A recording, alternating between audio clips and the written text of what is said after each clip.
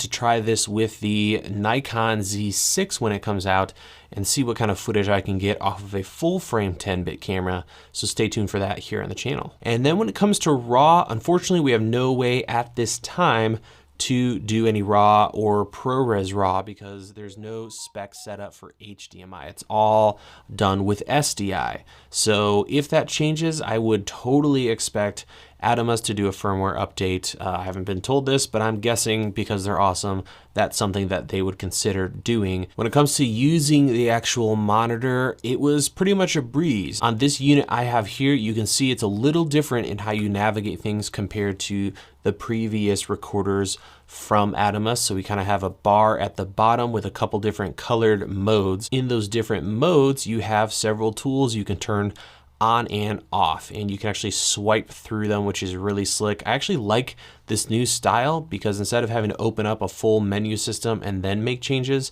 you can just tap them on and off at the bottom of the screen. Now, if you do want to go in there and change how all the assist features work, you just tap the little gear icon over to the right. That'll bring up a menu system where you can dial in, how your waveform, vector scope, zebras, false color, and all that stuff work. Just like on the larger recorder monitors, we have all those various sections, including kind of the waveform and then the various angle, viewing, anamorphic related stuff and framing, and then the yellow settings or the monitor settings. So activating LUTs, HDR, including Atom HDR, which is amazing. And it's also on this monitor, just like all the other modern Atomos recorders. So getting into final thoughts and what I think about this little device, here's the scoop.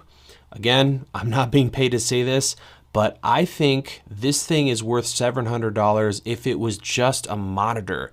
The fact that for $700 we're getting an insane HDR monitor that also can record up to 60 frames per second in 4K with 422 10-bit is insane, guys. This is ridiculous. 1000 nit brightness, has these adorable little SSDs. So far, the battery life has been phenomenal.